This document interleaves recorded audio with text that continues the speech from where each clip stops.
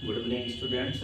आज हम सभी लोग भाग छाप वंशागति और विविधता के सिद्धांत यानी principles of heredity and genetics पर डिस्कस करेंगे। पिछले भाग 5 में हम सभी लोगों ने मेंडल के नियम को पढ़ लिया था और मेंडल के नियम के अंतर्गत हमने तीनों नियम, ठीक है, पृथक्करण का नियम, पहला प्रभाविता का नियम, पृथक्करण का नियम और तीसरा स्वतंत्र अवयव नियम पर डिस्कस कर चुके थे। साथ में हम सभी लोगों ने ये भी पढ़ लिया था कि मोनोहाइब्रिड क्रॉस और डाइहाइब्रिड क्रॉस क्या है। हमारा नेक्स्ट जो वीडियो लेक्चर यानी हम आज जो भाग 6 पर डिस्कस करने जा रहे हैं, इस भाग 6 के अंतर्गत हम सभी लोग 3 छोटी छोटी थ्योरियों के बारे में पढ़ेंगे, जिनमें से इस पूरी टॉपिक को एक विशेष थ्योरी के रूप में रखा गया है, जिसे हम नव मेंडल वाद कहते हैं। न्यू मेंडलिंग नव मेंडल वाद क्या है, पहले इसी को जान लेते हैं। और नव मेंडल वाद को दूसरे शब्दों में हम मेंडल के नियमों से विचलन भी कहते हैं। मेंडल के नियमों से विचलन या नव मेंडल वाद क्या है, पहले ध्यान से इसको सुनेंगे। मेंडल ने जो जेनेटिक्स का नियम यानी आनुवंशिकता का सिद्धांत प्रतिपादित किया था, मेंडल के द्वारा बनाया गया यह आनुवंशिकता का सिद्धांत कुछ जीवों पर, प्लांट पर और एनिमल्स पर कंप्लीटली लागू नहीं होता है। कार्ल कोरेंस, क्लियर, शेरमार्क व कार्ल लैंडस्टीनर, दोबारा सुनेंगे, कार्ल कोरेंस, शेरमार्क व कार्ल लैंडस्टीनर ने आगे चलकर कुछ ऐसे जीवों के ऊपर, प्लांट्स और एनिमल्स पर अपना प्रयोग किया जहां पर मेंडल्स का कुछ नियम लागू नहीं होता है, परंतु उन्होंने इन नियमों को अपने नाम के आधार पर न रखकर उसे नया नियम मेंडल का बताया, जिसे नव मेंडल वाद कहते हैं। आपको ये बात समझ में आना चाहिए। जो शब्द लिखा है नव मीन्स होता है नया, मेंडल वाद मीन्स मेंडल का नया नियम। मतलब दोबारा सुनेंगे, कुछ नियम्स ऐसे बनाए गए जो जीवों पर मेंडल्स के रूल को फॉलो ना करते हुए, यानी मेंडल्स का total rule, law of the segregation, law of the dominant, law of the independent assortment, ऐसे नियम कुछ जीवों पर लागू नहीं होते। और खासकर मेंडल का पहला नियम, जिसे हम प्रभाविता का नियम कहते हैं। हमें ये टॉपिक समझने के पहले अगर आपको मैं याद करा दूं, आपने हमारा पिछला वीडियो लेक्चर नहीं देखा है तो आपको पीछे जाकर सबसे पहले मेंडल का नियम समझ लेना चाहिए, क्योंकि बिना मेंडल का नियम समझे इस चैप्टर की मैक्सिमम इकाइयों को हम समझ नहीं पाएंगे, तो वो जरूर आप उसे देख ले। नव मेंडल वाद में मैंने आपको बताया कि नव मेंडल वाद मतलब मेंडल का नया नियम, और हम उनमें से 3 थ्योरी को पढ़ेंगे, जिसमें से हम इस वीडियो लेक्चर में 2 थ्योरी क्लियर करने वाले हैं। पहला हम पढ़ने जा रहे हैं अपूर्ण प्रभाविता, और उसके बाद हम पढ़ेंगे सप्रभाविता। तो आइए हम देखते हैं अपूर्ण प्रभाविता क्या है, इनकम्प्लीट डोमिनेंस किसे कहते हैं। पहले शब्द को देखें। अपूर्ण मीन्स होता है पूर्णतया नहीं, प्रभाविता मीन्स होता है प्रभावित ना होना। एक बार दोबारा सुनेंगे, अपूर्ण मीन्स आधा या अपूर्ण मतलब कंप्लीट नहीं, प्रभावित मीन्स होता है प्रभावित रूप से यानी डोमिनेंट रूप से कार्य करना। अगर मैं इसकी इंग्लिश देखूं, इनकम्प्लीट यानी कंप्लीटली नॉट, इनकम्प्लीट रूप में अगर कोई भी, ठीक है, लक्षण, कैरेक्टर डोमिनेंस रूप में ना होकर, ठीक है, कंप्लीटली डोमिनेंट कार्य नहीं करता है, तो उसे हम इनकम्प्लीट डोमिनेंस कहते हैं। हम आपको थोड़ा सा पीछे ले चलेंगे। मेंडल ने जब एक संकर संकरण प्रयोग किया था, और तब उन्होंने कैपिटल टी, स्मॉल टी, दो अलग अलग प्रकार की जीन का उपयोग किया था। यहाँ पर मेंडल ने डोमिनेंट लॉ को बनाने के लिए इसे लॉन्ग प्लांट बताया था, और इसे ड्वार्फ प्लांट यानी इसे बौना पौधा बताया था।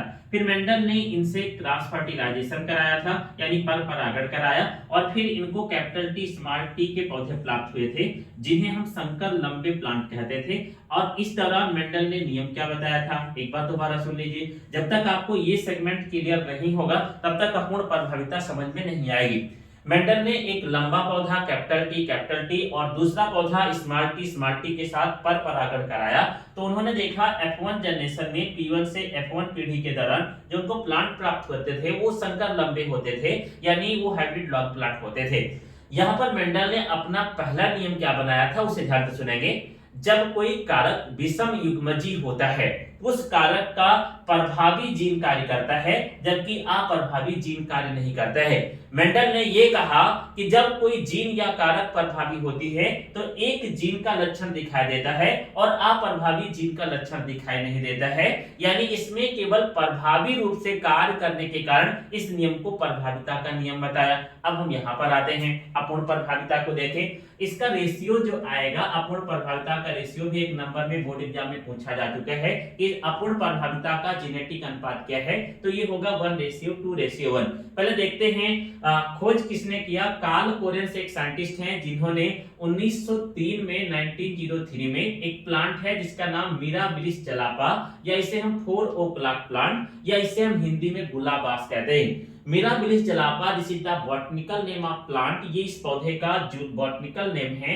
4 o'clock प्लांट इसे इसलिए कहते हैं because in this plants the flowering time is near about evening time 4 o'clock, 4 बजे के समय फ्लावर खिलते हैं। आपके घरों में छोटा सा प्लांट है, अगर आप देखना चाहें तो नेक्स्ट वीडियो लेक्चर में हम इस प्लांट के बारे में आपको परिचित करा देंगे। तो मिराबिलिस जलापा प्लांट और द 4 o'clock प्लांट, हिंदी में इसे गुलाबाज भी कहते हैं। इस पौधे में इन्होंने अपना प्रयोग करके और मेंडल के नियमों के प्रभाविता के नियम को कंप्लीट लागू ना होने की बात कही और अपनी नई थ्योरी बनाई थी जिसे हम अपूर्ण प्रभाविता कहते हैं। अब थ्योरी क्या है वो सुन लेते हैं। यहाँ पर मैंने अभी आपको तुरंत बताया है कि कैपिटल टी, स्मॉल टी में अगर F1 जनरेशन पर क्रॉस कराया जाता है तो केवल कैपिटल टी के कारण ही ये प्लांट लंबे होते हैं, जिन्हें हम संकर लंबा पौधा कहते हैं। यानी only capital T dominant gene और the gametes can work can show of the character, but small T can not show of the character in this plants. But यहाँ देखिएगा कैपिटल टी की जगह पर सबसे पहले कार्ल कोलिंस ने एक पुष्प लिया जिसका कलर लाल था, यानी लाल पुष्प वाले पादप का चयन किया।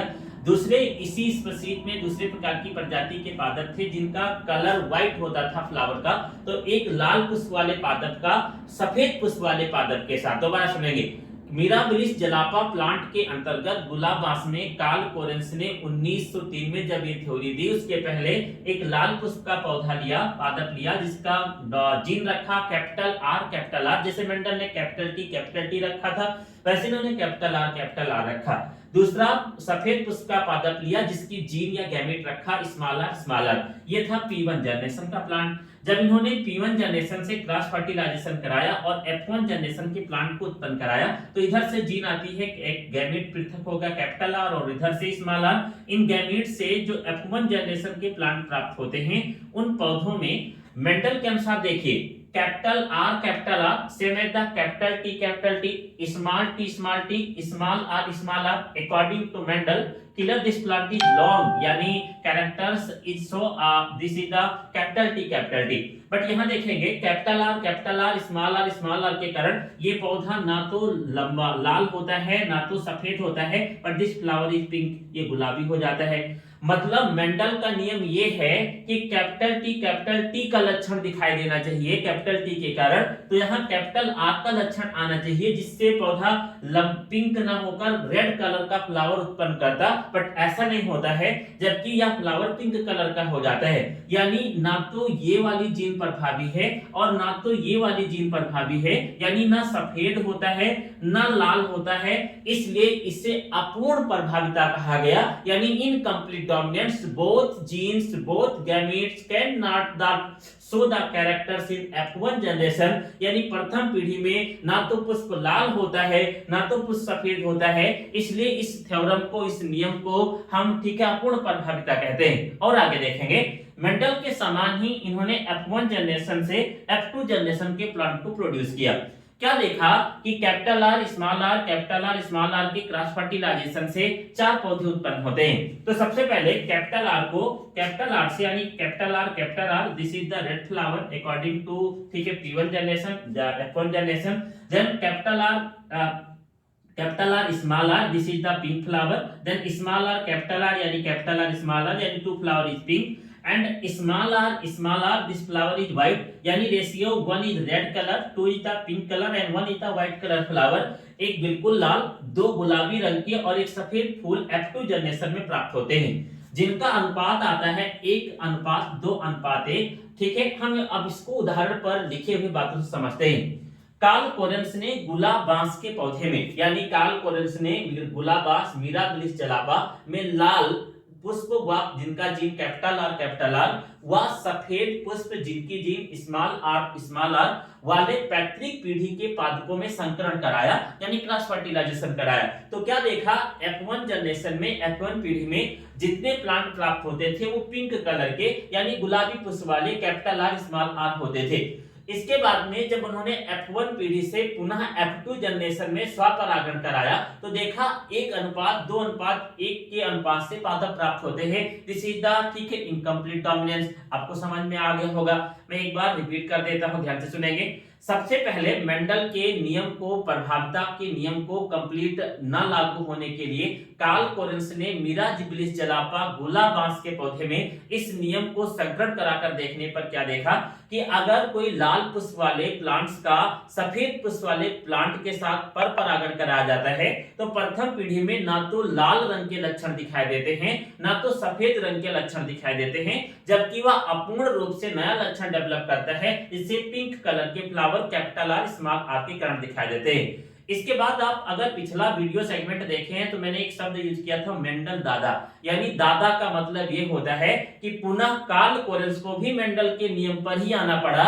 F2 जनरेशन में F2 जनरेशन में capital R capital R capital R small r capital R small r small r small r, ये चार प्लांट जो प्राप्त होते हैं जिनका अनुपात 1:2:1 आता है। आपने अगर पहला वीडियो लेक्चर प्रभाविता का नियम पढ़ा है तो मैंने आपको ये बता रखा है कि मेंडल का भी अनुपात आता था 1:2:1, यानी एक नियम से तो उन्होंने गलत किया प्रभाविता के नियम को F1 जनरेशन तक, लेकिन F2 जनरेशन पर मेंडल के नियमों पर ही वापस आना पड़ा कि 1:2:1 का अनुपात आता है। तो this is the incomplete dominance. आपको अच्छे से समझ में आ गया होगा। हम इसके बाद में पुनः ठीक है अपूर्ण प्रभाविता के बाद सह प्रभाविता पर डिस्कस करेंगे।